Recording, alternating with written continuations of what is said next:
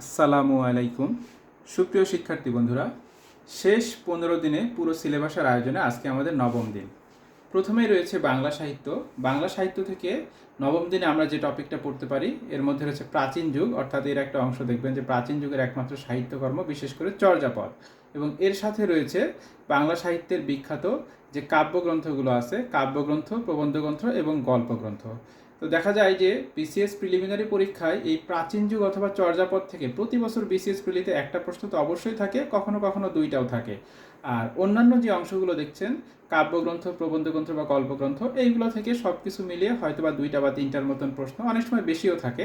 তবে আমরা এই টপিকগুলো যদি আজকে পড়তে পারি এবং বিগত বছরের প্রশ্নগুলো সমাধান করতে পারি, তাহলে আশা করতে পারি আমরা এখান থেকে দুইটা, তিনটা, চারটার মতন প্রশ্ন কমন পেয়ে যাব।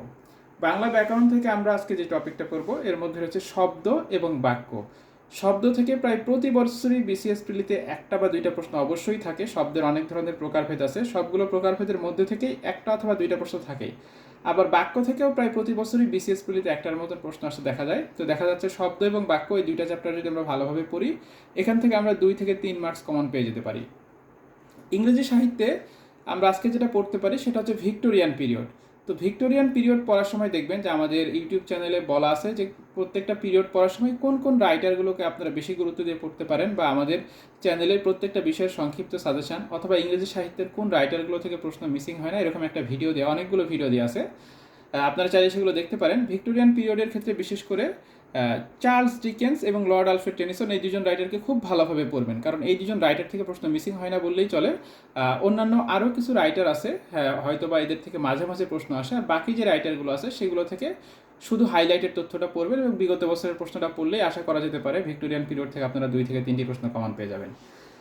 ইংরেজি ব্যাকরণের ক্ষেত্রে এটা হচ্ছে parts of speech. Parts of স্পিচের মধ্যে আমরা noun, pronoun, adjective, verb, adverb এই অংশগুলো পড়ে ফেলেছি। আমাদের বাকি আছে হচ্ছে পরের যে অংশগুলো, প্রিপোজিশন, কনজাংশন বা ইন্টারজেকশন, এই অংশগুলো এইটা একটু পড়ে ফেলবেন। অর্থাৎ আমাদের পড়া ছাড়া যেগুলো পড়া হয়ে গেছে এর বাইরে যে অংশগুলো আছে সেইটা। তবে প্রিপোজিশনের ক্ষেত্রে অ্যাপ্রোপ্রিয়েট প্রিপোজিশনটা না, শুধু প্রিপোজিশন অংশটা পড়তে গেলে পার্টস অফ স্পিচের যে অংশটা সেটা আসে।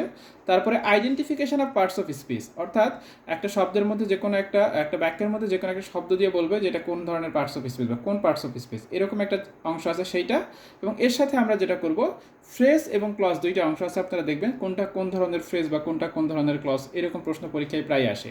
তো ফ্রেজ এবং ক্লজ দুইটা থেকে একটা দুইটা অথবা একটা প্রশ্ন বিসিএস প্রতি বছরই থাকে, এবং এই অংশগুলো পড়লে আপনি এখান থেকে আরও একটা প্রশ্ন কমন পেয়ে যেতে পারেন। তো এই অংশগুলো সমাধান করলে আমরা বিসিএস 2 থেকে 3টা প্রশ্ন কমন পেয়ে যেতে পারি। গণিতের ক্ষেত্রে আমরা আজকে যেটা পড়বো সেটা হচ্ছে সেট এবং লাভ ক্ষতি। তো সেট এবং লাভ ক্ষতি প্রতি বছরই যে এখান থেকে প্রশ্ন আসে এটা এক্স্যাক্টলি বলা যায় না, কখনো কখনো মিসিং হতেও দেখা গেছে। তবে এই চ্যাপ্টারগুলো থেকে একটা বা দুইটার মতন প্রশ্ন কমন চলে আসে। আর মানসিক দক্ষতা আমরা মোস্ট ইম্পর্ট্যান্ট যে টপিকগুলো ছিল সেগুলো শেষ করেছি। আমরা এখন যে কাজটা করতে পারি, যেহেতু বিসিএস প্রিলি এবং লিখিতের প্রশ্নগুলো সমাধান করলেই মানসিক দক্ষতায় 10-এর উপরে মার্কস আমরা অনায়াসেই পেয়ে যাব বা কমন পেয়ে যাব একই টাইপের প্রশ্ন। সেক্ষেত্রে আমরা যেহেতু টপিকগুলো পড়া হয়ে গেছে, এখন আমরা রিভিশন হিসেবে 10 থেকে 44তম বিসিএস প্রিলিমিনারির যে প্রশ্নগুলো আছে আপনারা এই প্রশ্নগুলো সমাধান করতে পারেন। তো সুপ্রিয় শিক্ষার্থী বন্ধুরা, এটাই ছিল আমাদের নবম দিনের আয়োজন।